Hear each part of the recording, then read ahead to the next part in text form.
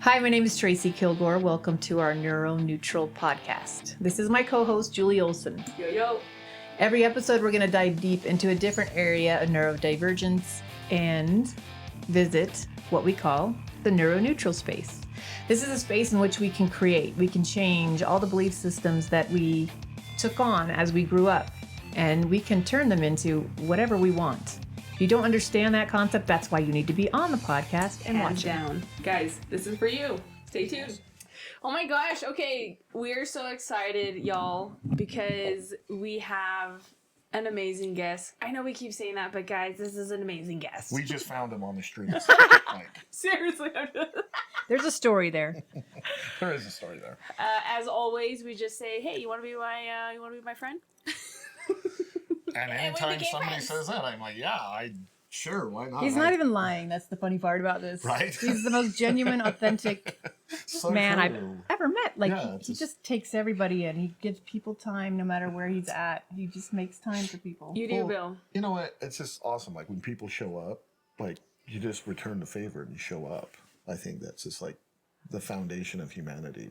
We're here to serve one another and, like, learn about one another and support one another. And it's just, like, you can't always do it, but that's how you get but to a lot meet of people don't Yeah. have that perspective that you do. So today is going to be a great example of someone who can show you how it's done and someone who's been through a lot.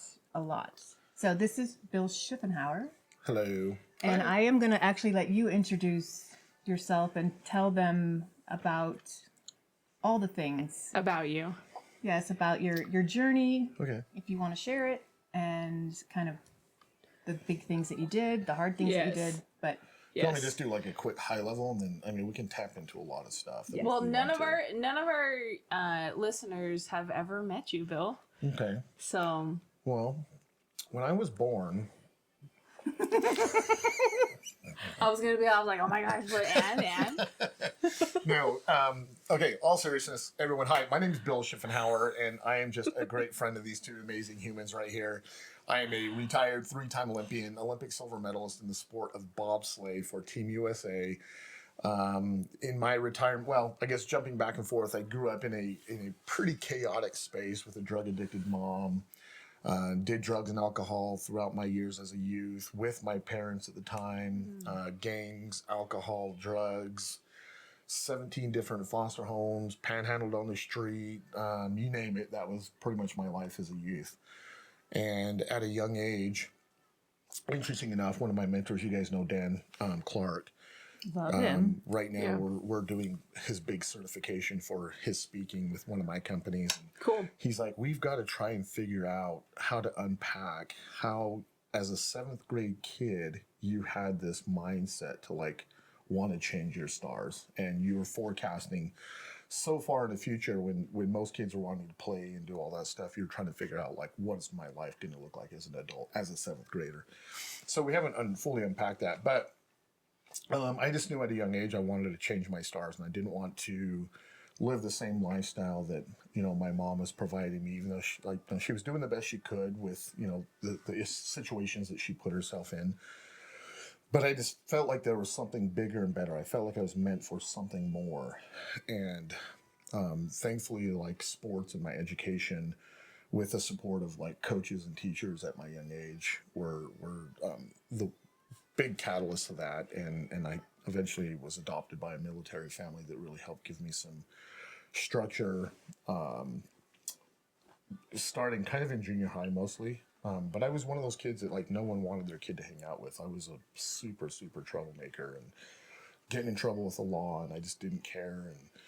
And yeah, you just name it. But again, I just knew there was something more for myself, and so I kind of just set out on a path. And thankfully, sports and my education was kind of like the pathway for me to create this life I've created by design over so many years. And it's really interesting now looking back, being 51 and looking back at the path and just realizing like, wow, that's been a pretty interesting life. And and a lot of people that hear like the hard part of my life, usually you guys know, they go, oh my gosh, I'm so sorry you had to go through that. But there's a reason that I had to go through that. And there's a reason I did go through that, so I could be here for not only myself, but for other people that are like dealing with hard times, to realize that it doesn't matter what you're going through. You know, we can always overcome those obstacles in life and create the life by design. And you know, we can choose to be as happy or as miserable as we want to be. And I just try to choose every day to wake up and figure out a way to be happy and spread the love. And yeah. And he does a very good job. So the choose part, That's Bill for you guys. I'd like to ask you a question about the choose part, because for a long time I would get that. Just choose to be happy. And I was like, what do you mean? Do you think I'm choosing this? Well, technically I was, but I didn't really realize the dynamics behind that. Mm-hmm. So can you share a little bit on how you actually moved into that space of choosing to move into a better space and better space and better space, and just kept going in that direction? Yeah, I mean, at the end of the day, you know, some of this stuff is stuff I learned, you know, recently, and some stuff I learned way back in the day. But the best way for me to explain that is in 2018. That was kind of like my transition point. Like after, you know, after retiring from the Olympics, we didn't talk about that yet. Maybe we did. After retiring from the Olympics, I went down a really negative path for 8.5 years of depression, alcoholism, you know, suicide, you know, addiction, and all sorts of stuff. And fortunately, I got connected to a guy named Jack Canfield. For some of you know, he's like, you know, author of all the Soup for Your Most Soul people books. know who he is. Right. And just was fortunate to get certified under Jack. And one of the very first lessons I ever learned from Jack Canfield was taking 100% accountability for everything in your life. Now, with that said, that literally took me day in and day out thinking, how do I take 100% accountability for the chaos that's happening in my life when I felt like it was coming from somebody else, when I was in that victim mentality. And when I presented myself with probably one of the most difficult situations. Did you ever resist that? Oh, absolutely. The reason why I say 100%. that, the reason I say that is because I'm like imagining myself, and if someone said that to me, in if I was in that mind, I would be like, "Who are you?" Yeah, no, that was Like me 100%. that would. I'm thinking of myself. Yeah, no, it was. Like, did you I think resist? that's a lot of us. Yeah, I was literally listening to. Like, why would you tell me I'm accountable for Right. it if If others, it was somebody else doing it? And here's what I figured out. But I had to literally listen to that every single day, multiple times a day for a year, because I was like, I'm not getting it. That person did something to me, and it's their fault. Why should I be accountable for what they did? Right. So victim mentality. Right. And one day, it just like lit up, and I was like, oh my gosh, I get it. I don't necessarily have to take actual accountability for what you did. What that means is take a moment, look from the outside in, and see what were the behaviors and things that you were doing that created that person to respond or react towards you that way. Now, is it something I can change? And I'm going to throw it out there, just since you guys know I'm super vulnerable. My hard one was, you know, I have a daughter who's older, and she has a mom, obviously, that we were married. And way back in the day, I just did her wrong, and she's very, very angry. We'll put it that way. And to the point where she took my daughter away. You know, we've been to court, and it was just really, really bad for me, and really chaotic and very miserable. Yeah. And I was just always like, that's her fault. Like, I want my daughter. Like, I've always wanted my daughter, and I always want her to be with me. And so, like, I just put that blame on her. And when I was able to say, okay, I am taking accountability for that. Now, what does that look like? And what I discovered is I was like, okay, I was still living this lifestyle of an athlete and traveling the world and partying and doing things that weren't conducive to like a healthy relationship with my partner or my kids. And I was like, okay, so these are behaviors that I need to change if I want to, you know, move forward in a healthier way. So it was just me taking that accountability, but I had to choose to take that accountability. I had to choose not to put the blame on everyone else and just live in this life of like, oh, it's everyone else's fault. That person did that to me. That person did that to me. Because most people will go through their entire life putting the blame on somebody else. And I just found like the sooner I can take accountability for the things in my life, even though I don't like it sometimes, the more I can get closer to figuring out what the solution is for me to move forward in a more healthy way. I love that explanation. I feel like a lot of our listeners can actually get a starting point Right. to kind of move into that space. But accountability for the self, once you start doing it, it literally does change everything. Oh, I mean, you start looking at what you can control and letting go of what you cannot. And Right. that's the biggest part. well, and we were just talking about too, like in my travels, I don't really plan anything. Like I truly feel like I live a pretty aligned life right now.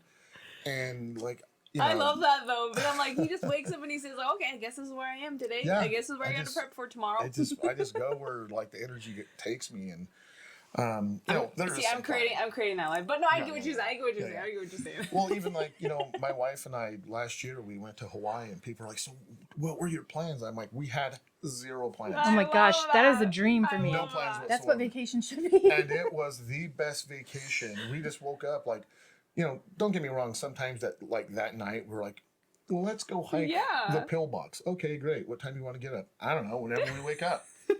And we just wake up and we have the best time, and we just did whatever we felt like doing at that moment. I love it, guys. And it just took all the stress and the chaos and anxiety away of like, hurry, we got to be here. We got to do this. We got to do that.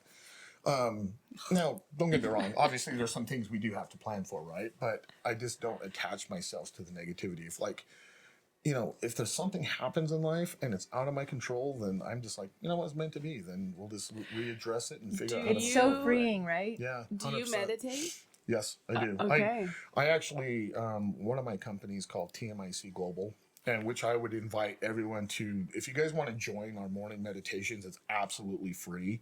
We'll figure out how to get you a link later, but Oh, we'll drop it below. yeah. Yes. We Yes. in TMIC Global, our whole executive team gets together 5 days a week in the morning and does like a meditation. So we'll study The on. only reason why I say that Yeah. is because he's saying he's not detaching. That's a muscle you have to strengthen within yourself. Absolutely. Is to again just push those thoughts away, those feelings away, and just let them go by. Right. That's meditation. Yeah.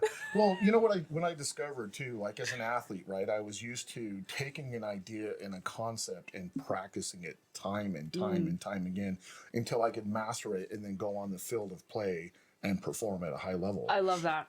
And Do you know that is like most ADHDers, that is how they actually learn best, is to do the repetition. Oh, yeah. Over and over and over. And then it sticks. But that's Yeah. what he said earlier too. Is in the beginning, he had someone that told him to take accountability. Well, he didn't naturally think that way. He kept thinking that over and over and over. It didn't take just 1 month, not 1 week, not Right. just like Right. 5. It took a whole year, right. probably even more. Probably Yeah. still. It's Well, like And that's and I mean, there's so many ways that we can go down this avenue here. But like you take, for example, the coaching and speaking world right now. There's a lot of what I'm going to say not very qualified coaches and speakers out there, and it just is what it is. I've detached myself from that, anyways. But there's all these people that like want to achieve X, Y, Z in their life, and they go to a coach one time, or they go to an inspirational event one time, and they try it 1, 2, 3, or 4 times and it doesn't work, and they go back to their old ways. And I realized that as an athlete, I was like, there's too many people doing this.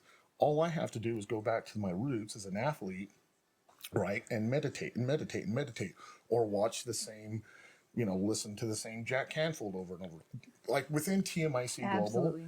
I've literally listened to our entire program, and there's multiple, we do have programs, but they're like year-long programs, and I've listened to them multiple times over and over and over and over and over again since 2018. Yes. But that's also what's given me the ability to be where I'm at and manage multiple companies and still have time for family and still have time for friends and still have time for myself and still feel like I am not bogged down by the world.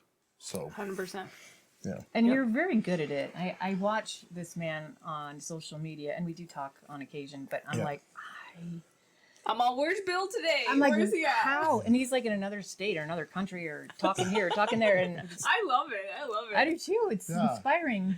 It is. Yeah, I mean, even my wife was asking me last night. She's like, "How much have you traveled this year?" And I was like, I almost said, Not really a whole lot." And then I was like, "Oh my gosh!" When I really like reflected back, You should give her my number because that's Erin. Right? Honest to gosh, Yeah. we're home. You're Yeah.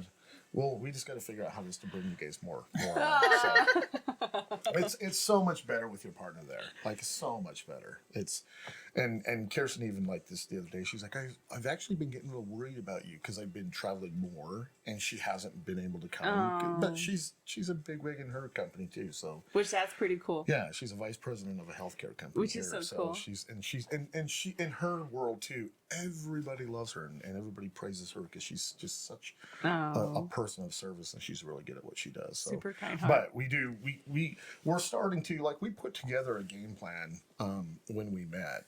And the game plan, we've just been executing it really, really well at a high level, and it's just really working out. So, we're forecasting here pretty soon that we'll be just doing whatever we want without having to have those attachments of like not that she has to work right now, but she loves doing what she does, right? Yeah.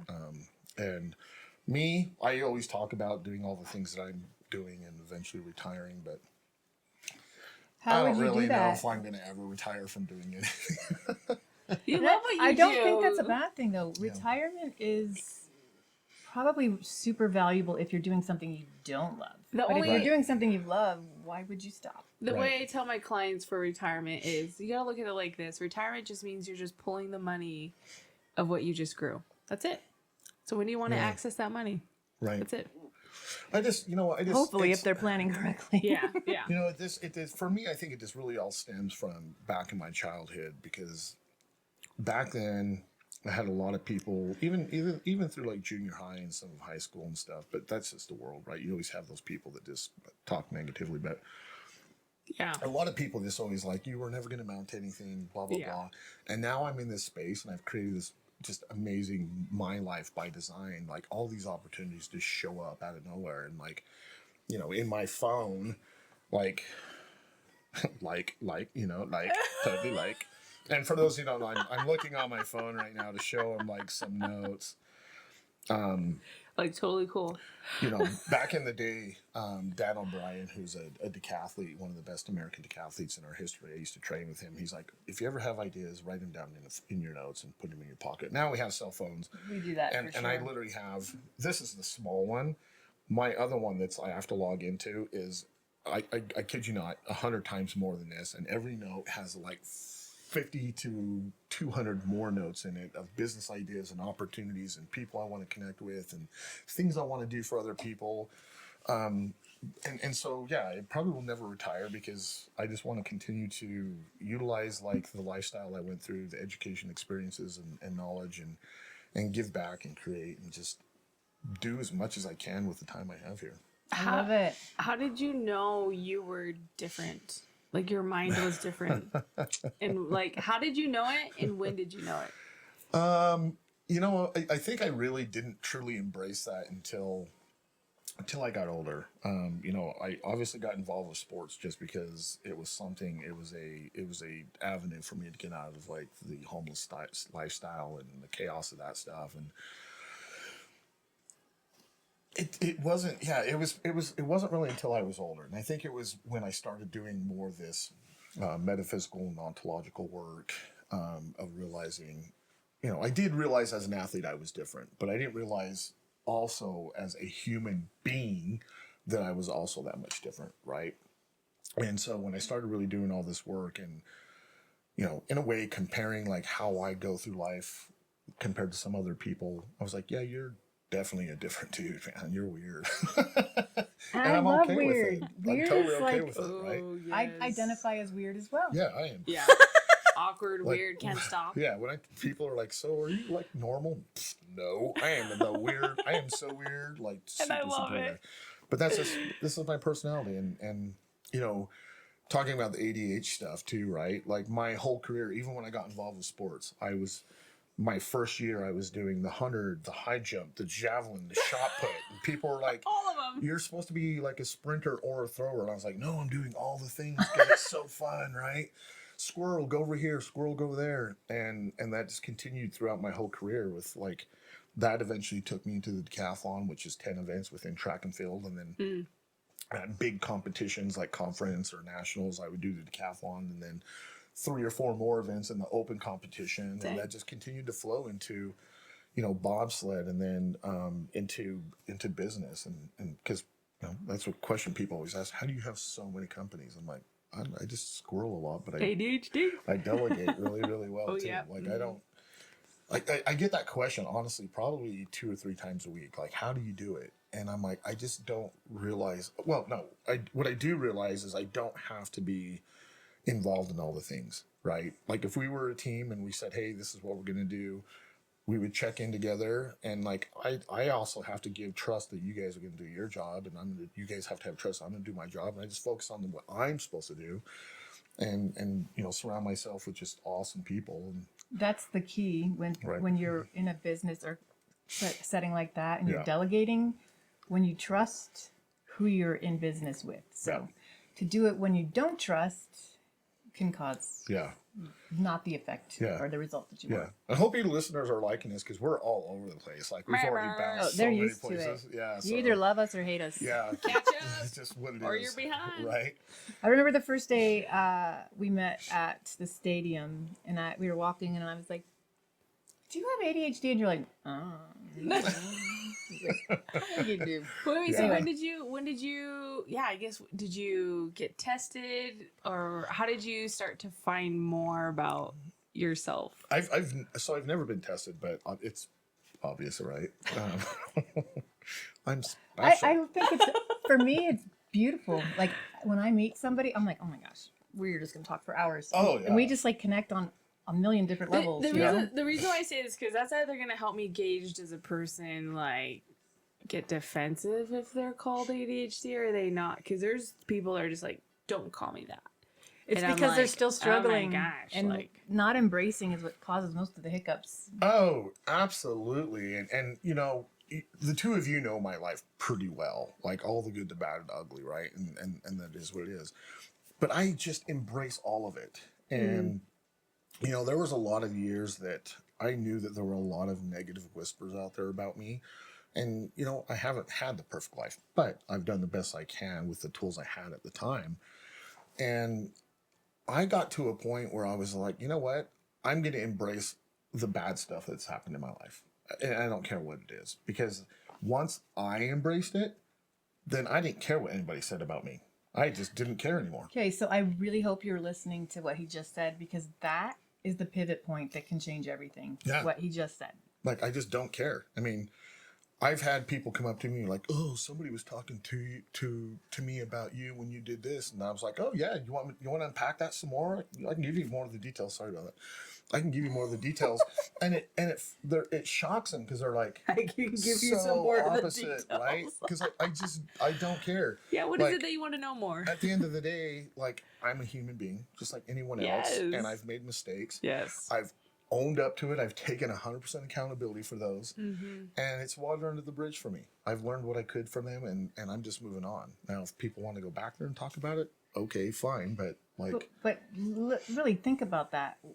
Why are we wasting time talking about another human being, especially in a negative tone? Right. I mean, it's a waste of time. super waste of time. And you know, it's really interesting I'm always testing like these things, like when I go in like social environments and I just listen to people. Huge. Yes. Yeah, and it's like, man, Yes. these, like, because I go to a lot of events that are yearly events also, and I'm like, Yeah. they're still talking about the same stuff they were talking about 20 years ago. No, but Like, who for real cares? though. Yep. Right? Yep. But Yep. now, Be with innovators, yeah.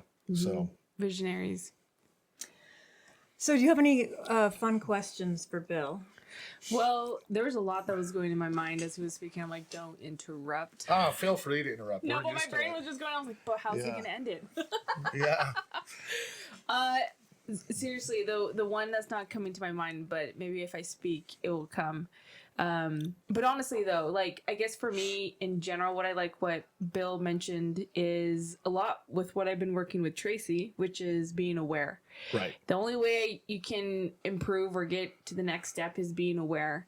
And then once you're aware, it then, you know, the follow-up behaviors are responses like, I don't care. Because you really don't. when you were saying that, I was thinking in my head, like, what are the patterns when I do care? When I do care, it's because I'm thinking of myself. When I do care, I'm thinking of what others think of me. When I do care, it's always something with me in it. But when I don't care, it's like I've learned to embrace myself. In other words, I feel like when I'm in the other realm of thought, I'm still protecting myself. Whereas where I'm in the realm of like I really don't care, it's more of I've embraced myself. I don't know how to describe that, but No, that was perfect. Yeah. but I kept thinking of like, there's so many times in my life where I'm like, where it is me. I am the victim. I have looked at myself where I did play the victim mentality, or woe is me, or this is not going to work because of X, Y, Z, whatever it is. No, and forgive me if I'm speaking for all three of us, but it sounds like we all went through the same kind of, not experiences, but the dialogue that was fed to us of like, you're not worth anything, you're stupid, you talk too much, you interrupt too much, you're not smart, I don't know, all the negative things that would just come at me. I know you and I have talked about it, and just from what you mentioned, you were receiving a lot of the same thing, and so you start to believe these things. Yeah. And I know we talk about this quite a bit, probably on here as well. But once you realize you do not have to believe anything someone says to you or about you, you can choose to, but that is your choice. And once you really figure out how to do that is when the difference happens. Because that old, like we were talking about earlier, the old stuff starts playing in your head, and that's where the self-doubt comes in, and then you start thinking, oh, maybe I'm not good enough. And then it's like, that's because of the old crap. But I think it's the accountability part that you haven't let go. Exactly. It's the accountability part. That is exactly that. Accountability and awareness. I think those are two words that are very close to each other. Well, just the other day when I was heading to Colorado Springs to the Olympic Training Center, Kirsten and I were listening to some podcasts, and we were listening to the Joe Rogan podcast, and he was interviewing Elon Musk. And it was a great interview. And Elon Musk was even talking about how you need to be self-aware, right? And when you hear all these potential negative whispers of people saying stuff about you where you feel like you might be moving into that victim mentality, I learned this from a relationship therapist I was going to a long time ago. And anytime I would say something, he would look at me and say, "Is it true?" I was like, "What are you talking about?" He's like, "What they are saying about you, is that true?" And I was like, "No." He's like, "Then let it go." And if it love that. And if it was a yes, and he's like, "Well, how's that impacting your life right now?" I'm like, "It's not." He's like, "Okay, then let it go." And I was like, but that resonates with me. Like, I'm the type of person like just straight to the point, right? And so, for people out there, when you're hearing other people talk about you, yes, it probably does make you feel sad and hurt your feelings. That's just natural. But at the end of the day, is it true? Right? Is it true? Are you acting like this, or are you doing this? Yeah, that's what I call check yourself. Check yourself. Check it. Yep. Absolutely checking in with yourself all the time. And if it's not true, then just move on. I mean, it is what it is. I was told from the young age when I got involved with sports from my coaches that there are always going to be people that are going to talk negatively about you. It doesn't matter what you do, how good you are. You could save the entire world, and there's always going to be somebody that talks negatively about you. And at the end of the day, can you look at yourself in the mirror and say, you know what, that's not true, right? And again, if it is true, then what can you do we take about that it? accountability and do something about it, right? Or do we live in this victim mentality of chaos and poor me? So the question is it true? And then if it is true, What can you do to affect it? or what's the follow-up question? It was, how is it affecting, or how's it impacting your life? How is it impacting your Right. life? One of the things that when I first got involved with TMIC Global, for those that don't know, that's my company I was talking about earlier. It stands for The Most Important Conversation. We always talk about what is the most important conversation you're not having with yourself or your team, right? And so, again, when we start talking about the whole world of if it's true and all that stuff, it's you have the ability to change the direction of your life at any point in time. Again, we're given this amazing gift of choice, right? And we can choose to do so, or we can choose to live in the chaotic mess, victim mentality. And I've been there. That life sucks. Absolutely sucks. Now, don't get me wrong. Somebody who has ADHD, like, for the most part, my life is going very, very, very, very well. And there's times where it's going so well, I have nothing going on. Well, that's not totally true. I always have something going on, but not anything that I have to like get onto right away. And then I'm just like, oh, I'm bored. But I appreciate that boredom. Let's start another business. I know. It's so funny you say that because my tax attorney told me not too long ago, you need to slow down. Kirsten looked at him like, no, that's not going to happen. And I started 2 other companies after that. But you know what? But again, it's the beauty is when we start the beauty of taking accountability for your life and an accountability of understanding what's true and what's not true in life, and understanding we have this beautiful gift of choice in life, is that we can create a life by design 100%. Yes. Right. And, yes. you know, TMIC told me when I first connected with them, Chad LaFave, who's my business partner and co-founder, the first thing he asked me, and mind you, in 2018, I was a hot mess. You know, 2 years off of the suicide attempt, alcoholism, addiction, and all those things. And Chad was like, so let me just ask you, you're an athlete, you can take it straight. Do you lead a life by default or do you lead a life by design? And I was like, what are you talking about? What the hell I does like that that have? question. What does that have to do with what we're talking about? And he says, well, if you lead a life by design, then everything in your life is going well. Your relationships, your businesses, whatever, your finances, it's all going well. There's probably not a whole lot of things that you need to tweak and fix. Behind the scenes, nobody's talking, negatively about you that it's true.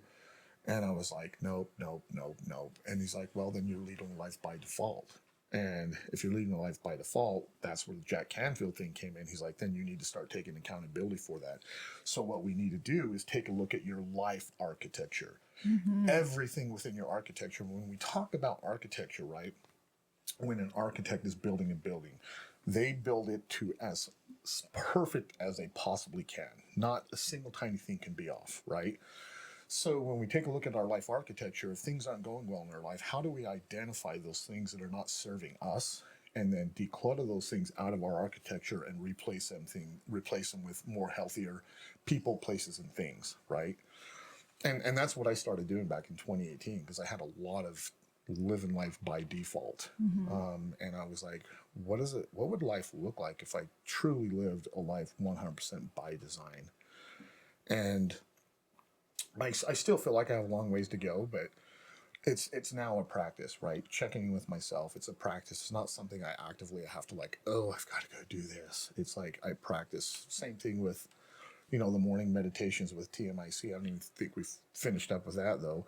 But it helps me when I wake up, like just whatever we're studying on that time, because we're not on camera. It is on Zoom. Chad or myself will jump on there and say, hey, we're going to talk about metaphysics of XYZ. Talk for this 15 amazing. Yeah, we'll talk 10 to 15 minutes and then we just meditate on that for the next 30 minutes. And then we get off. Whoops. And then we just jump off and we get up back on the next day. Meditation is so huge. The reasons why I caught that, there's a lot of things I'm catching. If you guys aren't catching these golden nuggets, number one, I see now how Bill orchestrates his life. He orchestrates his life through design. He even said that before him and his wife got married. Yeah. But it also didn't happen overnight. It No. took a lot of intention and a lot of practice, and it doesn't stop ever, until you're dead. It really doesn't. It took someone to have that tough conversation with him during the time in which you were probably may not fully receiving. I don't know that. I don't know that past Bill, and I don't know what that scenario was, but if I look at my scenario, I'm like, who are you to tell me? I just think of me. And I'm like, I would have been so resistant, honestly. But the cool thing about this is you were able to continuously push through. It's that muscle. It's that muscle. We can't even see it, but it's the actual, we have to put our mind to it. We got to put action to it. And then we got to see what happens once we do it. It's like that muscle. I don't know what I would call it, but it's Well, it's just like the getting awareness uncomfortable. take you to that space if you start being aware of what's not serving you, and it happens one thing at a time. But that muscle is not a bad thing. I think we tend to look at it as we run away, we avoid it. But if we embrace that muscle is connected to so much other parts of us that it like alleviates pain. I don't know if I'm making any sense here, but honestly though, like a lot of golden nuggets, designing your life, that's very possible. You can do it one step at a time. Do it with a community. Find people that can see your strengths even when you can't. I don't know. Those are a lot of things that I saw. Yeah, well, it's not. I mean, again, you talk about life by design or life by default, and it really starts off with another thing I'll share with you guys. Do you constantly live day to day in emotional sobriety, or are you an emotional drunk? Right. Jeez. That's a good one too. I think I'm trying to get to my emotional sobriety right now. Right. And these are just obviously like things I learned to help me really start to unpack the things that I was attaching myself to that I just thought were regular things in my life. Right. And so Give us an example of that. Yeah. For the listeners. So we'll get super deep into it. Being an alcoholic and just saying that it was just a normal thing I did. Right. And because as an athlete, when you celebrate a win or a championship, you drink. And so although, from 2010 until 2018, that 8.5 year time period of where I went down a dark path, I was looking at my alcoholism as like, oh, I'm an athlete. This is what we do. We're celebrating. I'm partying with my friends and the people. But when I took accountability for it eventually, and I looked from the outside in, I was like, oh my gosh, 3 DUIs, like 2 aggravated assaults with a deadly weapon, like I have a probation officer, like blah, blah, blah. And I was like, mentally in my head, that's an emotional drunk situation because I'm choosing to go out and party. I'm choosing to drink and I'm not getting the things done I'm supposed to be getting done. Or like, again, another thing that I learned from Jack is, this small equation that I live by. It's E plus R. Don't move too far from Oh, me. like I'm just facing you. I just don't want to get you out of the camera. He's like, Another thing that Jack had taught me, and this all kind of comes together, is like E plus R equals O, and which means an event plus a response is dictates the outcome. And so I actually added 2 R's. So an event plus a reaction or a response equals O, which is the outcome. So the more we can respond to situations in life, we have the better ability to dictate that outcome. But if we're emotionally drunk, then we're in reaction mode all the time, right? And we're just reacting to everything. and that's a hard one. It is because very That's difficult. your protective mechanism coming to life when you're afraid something's causing fear. That kind of thing. And you also think as an athlete, right? I had to be so good as an athlete. I had to be able to react to certain situations as an athlete. And so I had to like flip the whole, reverse that in life and say, I need to be able to respond more to situations in life so I can then dictate what I want that outcome to look like, right? But if we're emotionally drunk all the time, which is, that could include making excuses for everything that happens in our life, being the victim mentality, doing the blame game, so on and so on. These are all emotional drunk characteristics for people. And so not taking accountability. How difficult is it to have a conversation with somebody who takes zero accountability? It is almost impossible, right? This guy is blue. No, it's not. It's black. What? Right? So I've been in those conversations. I think we all have, right? And so, it's a lot funner to, work with society that has done the work, but it's also fun to like work with people who haven't done the work that want to get there, right? And try to live a life where they're not constantly living off of an emotional drunk, where they're constantly not living in a victim mentality, where they're constantly not putting the blame game and so on and so on. So these are these things that like I've just practiced. They were foreign concepts for me in 2018 when I got connected with Chad and TMIC. I literally told him, I'm like, I don't know what you're talking about. You're speaking Chinese. But at the time, I had nothing else. I was at such a low point in my life that I was like, I don't know what he's talking about, but I'm going to sit here. I'm going to force myself to sit here and just listen to him. And I'm going to ask questions. And I'm going to say, like, how do I apply this to my life? Because I don't know what you're talking about. And just over time, you know, just like an athlete trying to get ready for a massive competition, over time, I practiced. I asked questions. I became more of a vulnerable human being. And this led me to where I'm at now, which is just a truly happy, designed life that I get to do everything I want day in and day out. Hell yeah. So for listeners, I hope you're hearing what he is trying to say is that you need to reach out to others. You cannot do this alone. I've gone through a lot of healing myself, and until I worked with someone who was actually able to make me see what I was holding on to that was causing so many issues for the emotional drunkenness. I've never heard it called that before, but that was me. Like, I used to drink all the time, and I drink on occasion, but like we even were together, I had 1.5 drinks. Like that's weird, like from my old self. Yeah. But I don't drink a lot anymore because I healed these things. Right. Because I think when you have all that pain locked inside, you're just trying to put a Band-Aid on it, not feel it, mask it. And then I used it as an excuse to be reckless, if I'm going to be totally honest, when I would drink, and then like I did stupid things, and I'd just be like, well, I was drunk. So You blame it on the so drinking. it doesn't count, you know, like I wasn't responsible for that, but yes, I actually am very responsible for everything that happens in this body. Yeah. Well, I mean, people do that too. Even let's take actual drinking out of the picture. When we talk about emotional drunkenness and something happens, well, that was your fault. You did that to me, right? And they're putting the blame game and not taking the accountability for themselves.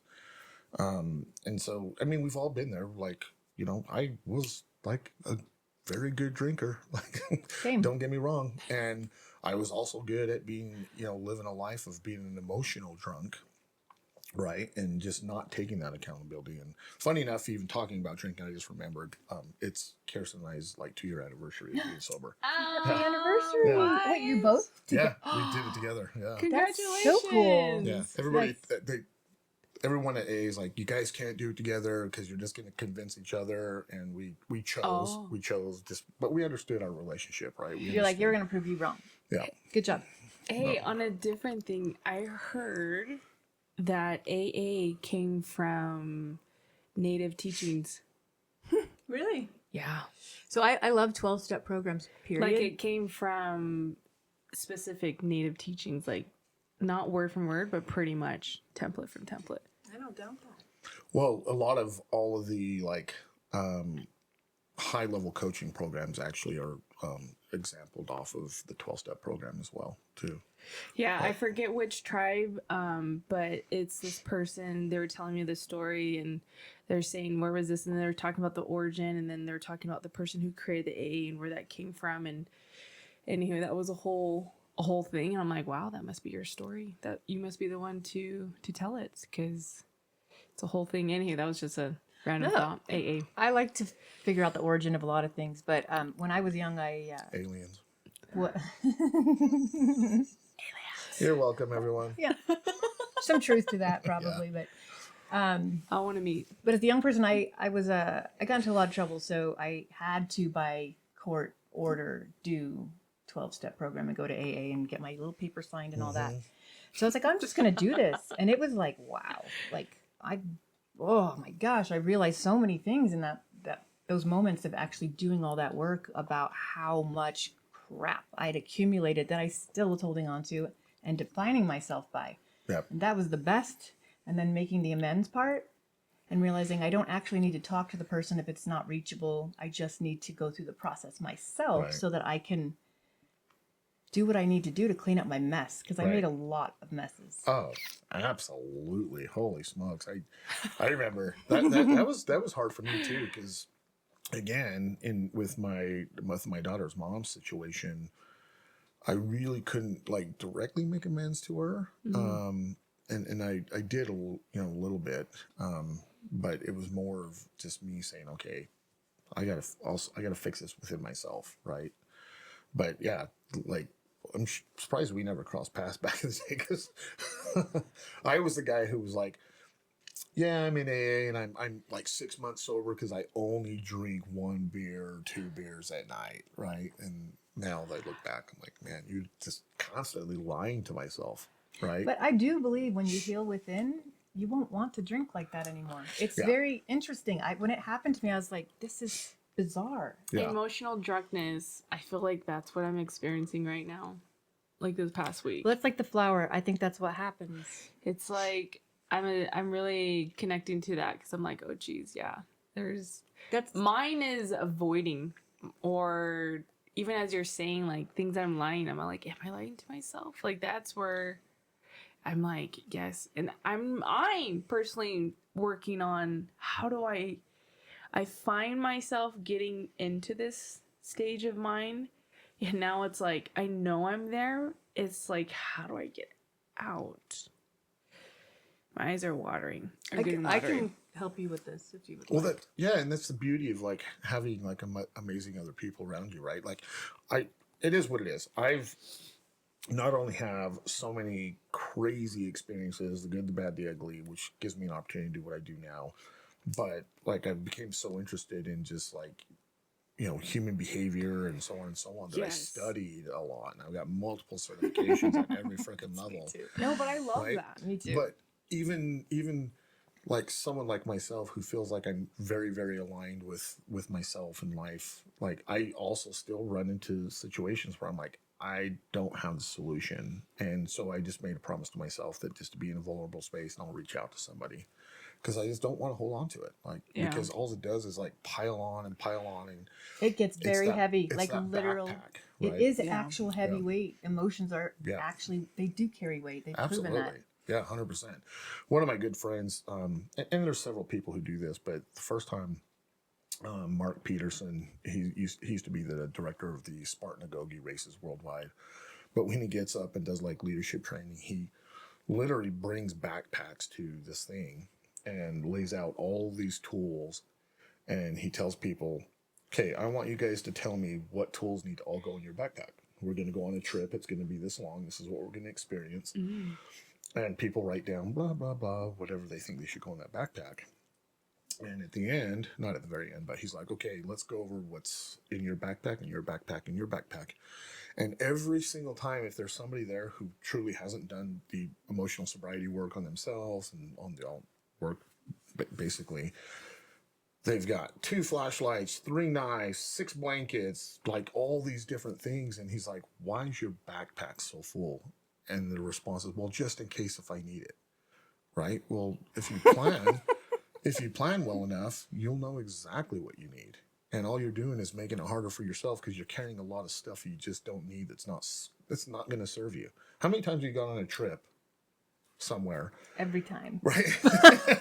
Right. And how many bags do you bring with you? Oh, I'm getting better, but yes, so true. Julie has seen me. We've traveled together quite a bit. And I'm always like, I bring enough for this opportunity, that opportunity, and 50 of each of the things. Like I bought like 5 pairs of boots the last trip for like, anyway. I'm bringing like 5 notebooks. Why do I need 5 notebooks? I don't know if I'm going to need my past 2 that I filled in like 2 months ago. Yeah. What? Well, even like a great example is like, I just came back from that trip doing the thing with Tim Tebow, the Culture of Champions.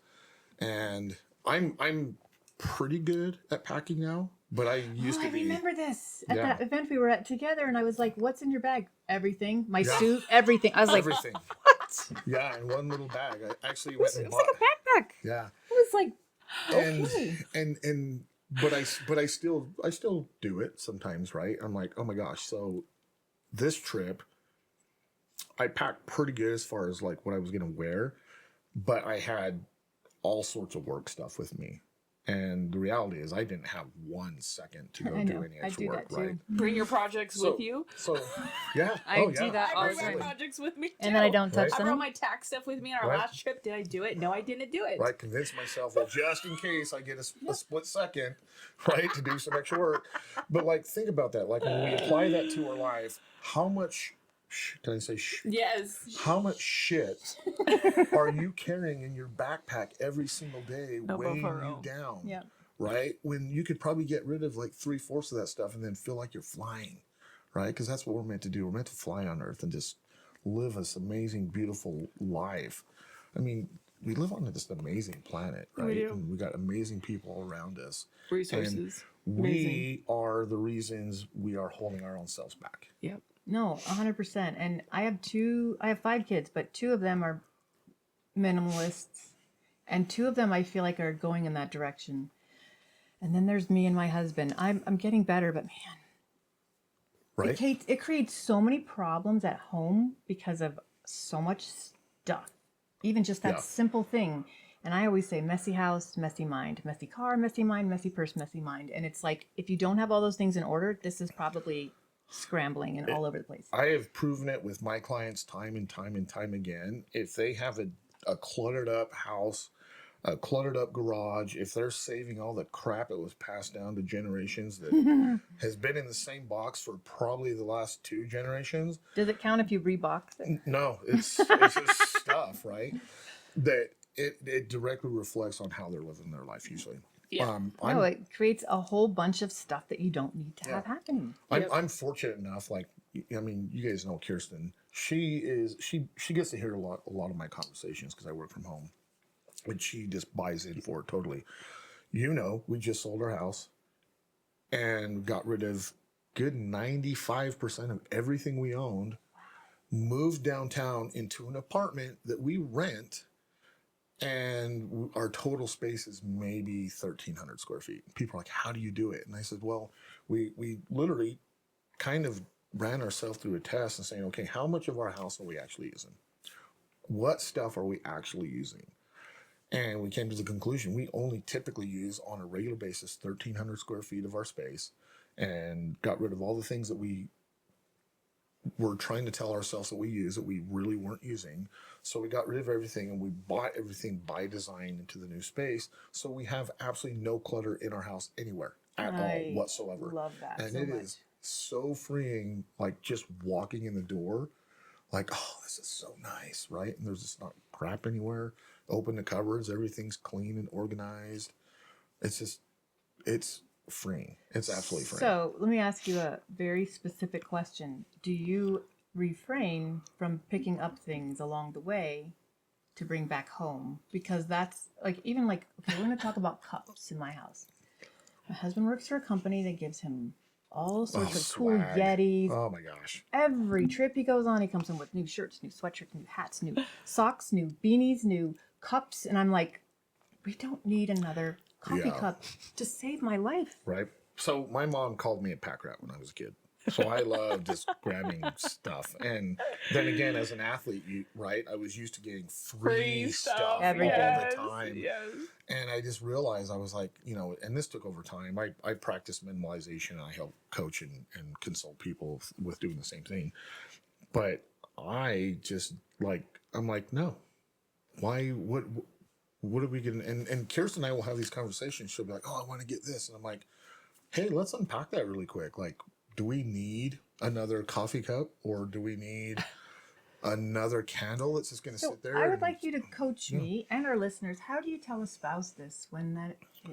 If it affects It just them, if what it's, it does not is like turn it's the other a way. punch in the gut or a punch in the heart. Like how do you do that? I mean, it's situational, honestly, right? Because everyone has different personalities. Like with my wife, I can have any conversation with her. We've built that relationship from day one. Like when we first met, we unpacked everything, threw it on the table, and said, hey, listen, if you can deal with all this crap of mine, we can probably move forward, and vice versa. And so, from day one, I just have an absolutely 100% open communication role with my wife. She gets to hear a lot of my conversations because I work from home, and she just buys in for it totally. We just sold our house and got rid of good 95% of everything we owned, moved downtown into an apartment that we rent, and our total space is maybe 1,300 square feet. People are like, how do you do it? And I said, well, we literally kind of ran ourselves through a test and saying, okay, how much of our house are we actually using? What stuff are we actually using? And we came to the conclusion we only typically use on a regular basis 1,300 square feet of our space, and got rid of all the things that we were trying to tell ourselves that we use that we really weren't using. So we got rid of everything, and we bought everything by design into the new space. So we have absolutely no clutter in our house anywhere at all whatsoever. Love that And so it much. is so freeing, like just walking in the door, like, oh, this is so nice, right? And there's just not crap anywhere. Open the cupboards, everything's clean and organized. It's freeing. It's absolutely freeing. So let me ask you a very specific question. Do you refrain from picking up things along the way to bring back home? Because that's like, even like, okay, we're going to talk about cups in my house. My husband works for a company that gives him all sorts of cool swag. Yetis. Oh my gosh. Every trip he goes on, he comes in with new shirts, new sweatshirts, new hats, new socks, new beanies, new cups. And I'm like, we don't need another coffee cup to save my life. Right. So my mom called me a pack rat when I was a kid. So I loved just grabbing stuff. And then again, as an athlete, I was used to getting free stuff all the time. Yes. And I just realized, I was like, and this took over time. I practiced minimalization, and I help coach and consult people with doing the same thing. But I just I'm like, no, why, what are we getting? And Kirsten and I will have these conversations. She'll be like, oh, I want to get this. And I'm like, hey, let's unpack that really quick. Like, do we need another coffee cup, or do we need another candle that's just going to sit there? I would like you to coach me and our listeners. How do you tell a spouse this when that? Yeah, if it affects just, them, if what it does is like it's a a punch in the gut or a punch in the heart. Like, how do you do that? It's situational, honestly, right? Because everyone has different personalities. Like with my wife, I can have any conversation with her. We've built that relationship from day one. Like when we first met, we unpacked everything, threw it on the table, and said, hey, listen, if you can deal with all this crap of mine, we can probably move forward, and vice versa. And so, from day one, I just have an absolutely 100% open communication rule with my wife. Like, I don't hide anything. She doesn't hide anything. Oh, lunch is ready, everyone. It's okay. Get up. Wake up. Probably true. So like we have the conversation about what would that look like to have an interpersonal crucial conversation with each other, right? And just being honest with each other. And some people, they can't have it because their egos get too in the way, right? That's it right there. Their egos are just both sides, male, female, or male or female, female, whatever. Egotistical. If you're saying you're not egotistical, you're probably egotistical. Like you have some ego issues. And don't get me wrong, I have ego issues sometimes too, right? I think most human beings do. But like when it comes to like important situations like that with like my wife and I, we can have a healthy conversation without like getting it heated, because at the end of the day, we truly do want the same thing for each other, and that's a happy, aligned life with an architecture that's just brilliant and beautiful with amazing people. Yeah, I think the key, in at least my experience, is if someone has healed a lot of these things that cause them to be people that hold on to things. Yeah. So like my mom, very much, she's an organized hoarder. Like, nothing's messy or dirty, but she's got cool stuff. That's like, my mom. But her hallway has like 3 pairs of my 32-year-old kid shoes, like her pink sandals on the beautiful little like display. I love that. Her little ropers, the red ones, and then her little white boots from when they did rodeo together. I mean, that's what my mom just has like, it's really cool stuff, but I'm like, I can't. I like to go to her house to see it, but I cannot have that kind of thing. Well, if you think about it too, and I ask clients this, because a lot of people are somewhat hoarders in a way to a certain degree. I always ask them, what are you going to do with that stuff, right? And they have a good idea right away. Oh, this is going to do this. I'm going to save it until then, or blah, blah, blah. And I'm like, okay, so 20 years down the road, when you're trying to get rid of this stuff or you die, what are you going to do with it then? Well, I'm going to pass it on to my kids. Why? And I'll tell you what they do. I don't want it. They don't want it. Yep. I've already experienced that with my kids. Well, this is great-grandma's. Well, great-grandma's long gone. Like, let's move on, right? Like, what's the point of holding on to this stuff that you've created an emotional attachment to? That's what it is. Like, I have a lot of things I could too. I mean, so much Olympic stuff, so much Olympic gear, stuff from my kids when they're little, when I was little. But what's the value? What's the true human value to all of this stuff? Yeah. How does it actually help you move the needle forward? Yeah. It doesn't. It's really hard for people to see that and let it go. And like, I know if I get rid of it, because I hear this from several people in my circle, I'll need it. For what? Well, I don't like these kinds of things. It's These- like the these backpack cords thing, right? Oh, we're constantly getting rid of cords in our house. So much cords. Constantly. I have like Right? I could take stock out, and it's terrible. It's Right. a lot of stuff. I'm sorry, and- Aaron. I love you so much, but man, Right. that is one of my. But here's a funny thing too. If you guys ever watched Edward Bernays, and he talks about, he's like the father of like manipulation when it comes to marketing.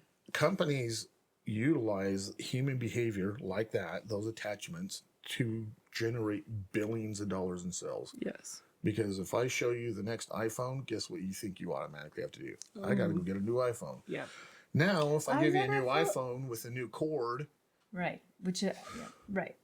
But I wasn't like that until every year it seems that my iPhone doesn't work anymore. right? So I don't know what the heck that's about. but- Right? Like, look I in didn't used to be that somebody's way, but- junk drawer. What the hell is going on in Knickknacks. there? Where is it? Right. I know, you know what's funny? When I moved from Arizona to Washington, I picked up the junk drawer and I went, okay, I need this, and I dumped it. I didn't look at anything else and threw it away. Yeah, because if Right. you don't So say, yeah, good. you're probably like, I didn't know what was in there, so I'm not gonna miss it. Yeah. Well, you think about some of the people that honestly, and I don't know how much you guys know, these people that are somewhat just nomads and they just travel and they don't have a house.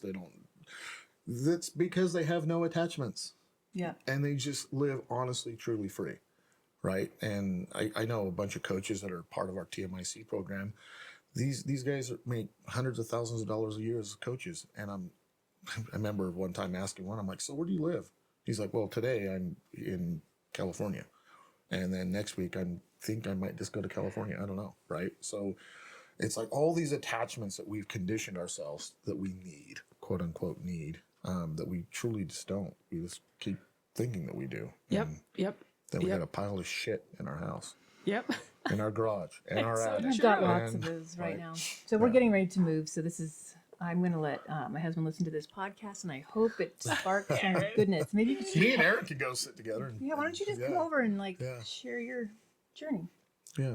I mean, I even asked, like, my kids, I'm like, how much of my Olympic stuff do you guys want in reality? Because even like my Olympic medals and my world championship That's a medals, good I'm question to ask your kids. I'm like, hey, I will donate this to a museum that will hold on to it. If you guys don't want it, like, it served its purpose for me. Like, I could lose it. Somebody asked me, at the last event we went to, there was like 1,000 people in the crowd, and I passed my Olympic medal around, and everyone's like, well, what happens if you lose it? And I was like, you know what? It served its purpose for me. I'm good. So That's awesome. I just don't attach myself to all those things and 7-Eleven cups and the big mug cups and the freaking diddly dads. And when they have, like, think about, we're getting ready to have big Black Friday sales. How many people are going to buy a whole bunch of shiz that they Yes. just don't need Yeah. again Yeah. and again? My Yeah. problem is clothes and shoes. Yeah. Well, you probably already know there's a Well, practice you to too. that. I see you dress. But- Your closet's got to be like Small. for real. Yeah. You always look stellar. It's a small closet. It is a very small closet. I What- thank you, though, for that. I What's appreciate small? it. It's a... What's small? it's- I'm just like, he just looks said him dope and his every wife can- time I see Him him. and his wife can fit in the 1,300 square feet. So I have a regular size closet. It's not even that wide as that area right there. So it's maybe 6.5, 7 feet wide. Something up there. Oh, it's one of those little firefly things. That's It's what not it flying is. around. I Yeah. was like, oh, there's a bug. But my closet is not even full. That's where we all went, and our eyes Yeah. went, bug. Bug, That's squirrel, a pretty good size. Squirrel. We didn't even look at the size. We're like, oh, bug. Yeah. So yeah, my closet, everything that's in there is very intentionally in there. And then I constantly, I'm starting to build my wardrobe like that. once a I'm month. trying to eliminate a lot right now. Yeah, once a month I'll go through and I'll be like, I haven't worn that in a month. It's got to go. I love that. Yeah. Yeah. 'Cause A it is- month? Yeah. Tracy's only got mine. Oh, I just tried this dress Because on if that I've I- had for 15 years. I'm like, I still look good in this dress. I'm keeping it. No, but that's the thing. We convince ourselves, right? Oh, I need that because I might wear it someday. Ooh, 'cause I you still haven't look worn good it in in it. 15 years.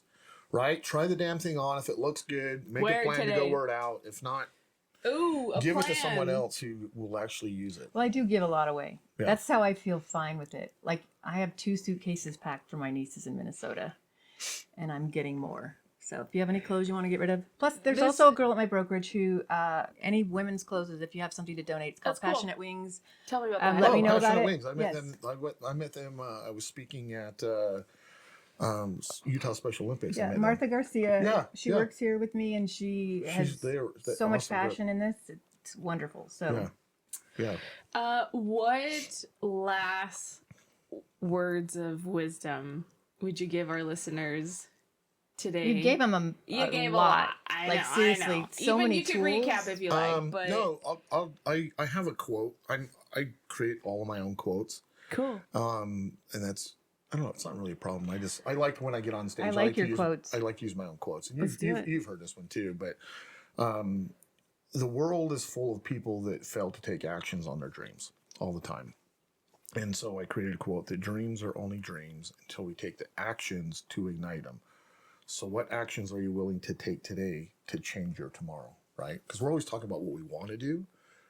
So we can't actually do what we want to do until we take actions to get towards that path to do those things, So that quote, I will actually make sure my editor puts at the bottom so you all can look down there. Yep, Because that's the caption. you should say this every day, This is the caption. every single day, because I believe quotes and mantras Can't literally wait, please. shift me into another space The beans are done. very quickly. I And this one's a apologize. good one. I Yeah. really love that quote. Well, and it just reminds me too, because like, how often do we say, "Oh, I'm going to go get this done," or "I'm going to do this year is going to be the year, and I'm going to do this." So All the time. it's like until you actually take actions to do it, however that looks, like get a coach, have an accountability partner, be accountable to yourself, whatever. Take those actions to actually move forward. Yes. You know, we the three of us, we go to a lot of similar events with a lot of great leaders and very successful people. And their architecture is all the same. They don't sit around and talk about stuff and then they let it sit there. They talk about it and then put actions forward and move forward. And that's why, you know, not that money's the most important thing, but we all value, like we enjoy having money and the things that come with it. These people take actions, and that's why they're so successful, is because they just don't talk about it. And No, and that's, I think, a big thing, because when I first started going to events, I would just take notes Yeah. and have all this stuff. And I'd go home and I'd be like, oh, that was really cool. And that Now was the what? end of the story. Right. And so Right. when I realized, and it was Dr. Obam who said, implement. Yep. I almost tattooed it on my body because I was like, that is what I'm missing. I'm Yeah. not implementing what I'm learning. Well, And it changed everything. Yeah. Well, because we're either creators or consumers in life, right? And that's the thing, is like That's another good one.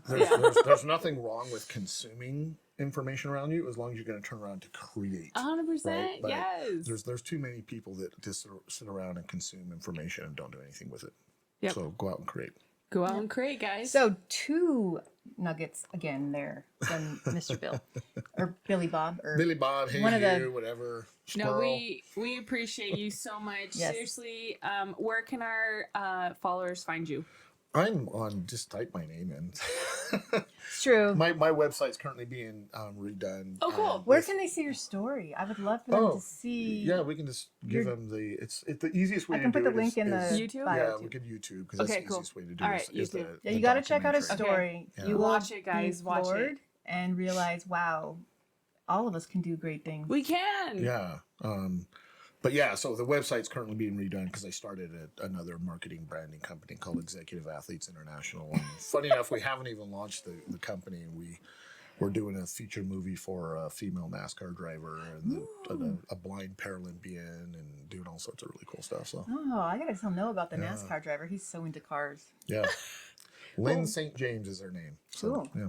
Bill, we appreciate you being here. Thank you so much for taking the time out of your day and speaking with us. Yes, it's been wonderful. No, it's an honor. This is what I love. You know, this is what happens when you create a life by design. You get to sit here with amazing people and just talk about life and how to improve our lives one step at a time. Well, you Yes. inspire me on a regular. So 100%. I strive to do as many great things as you are doing. Well, Yes. and see, and I look at you guys, and I look at you guys as inspirations too. And that's why I keep doing what I'm doing. It's like I got to keep up.